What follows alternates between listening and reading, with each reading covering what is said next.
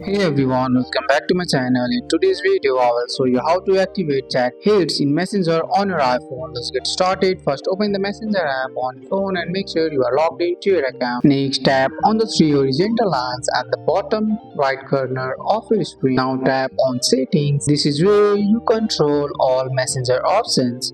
Scroll down to find chat hits, tap it to turn it on. Now whenever you get a new message, a floating bubble will appear on the screen. You can tap the bubble to reply immediately without opening the Messenger app or drag it to the edge, hide it while still keeping it handy. And that's it. Now you can chat seamlessly while using other apps on your iPhone. That's all for today's video guys. I hope you guys like this video. If you found this video helpful, drop a like, subscribe for more videos. Thanks for watching. See you in the next one.